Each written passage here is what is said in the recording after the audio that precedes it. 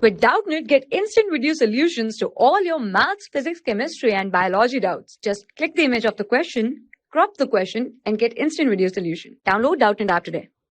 Well, hello students, now we're going to see this question. The question says that when different regular bodies roll down an inclined plane from rest, okay, then the acceleration will be maximum for the body whose, okay.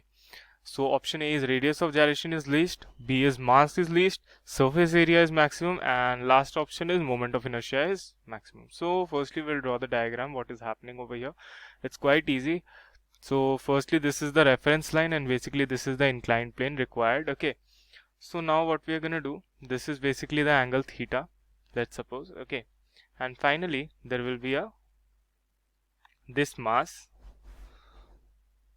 rolling down, okay. So this basically starts from rest. So if you see this mass m, okay, what are the forces acting on it? Basically it will be downwards, there will be a mg force, okay, m into g, okay.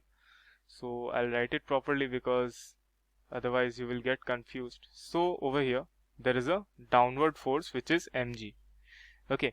So due to this theta there will be a components of mg which is mg sine theta in this direction and mg cos theta in this direction, okay. So the cos component is not required, we only need the sine component for now. So acceleration over here, acceleration of cm, okay, center of mass, ACM is given by what?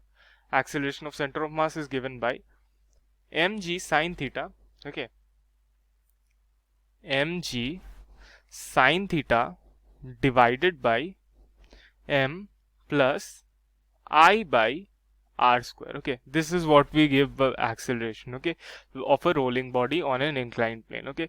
So if you see this equation, then what you will have basically, you can easily see that acceleration is dependent on mass. But if you see more clearly, okay, then what you're gonna find that if you change this I is equal to m into k square, okay, where k is the radius of gyration, okay, radius of gyration, okay, that we are going to, that this is what we are going to do over here. So what we'll have over here, we'll have basically a will be equal to m into g sine theta divided by m plus m k square by r square, okay. So this will come out to be what? G sine theta divided by 1 plus k square by r square. So basically radius of gyration is dependent on mass, so basically it depends on mass. So if we see over here, okay, if you see this equation, so this equation basically comes mass independent firstly, but if we see this equation, it is mass dependent, okay. So right now if we see the question, that mass is firstly radius of gyration is least. So over here you can see radius of gyration is coming in the denominator itself, okay.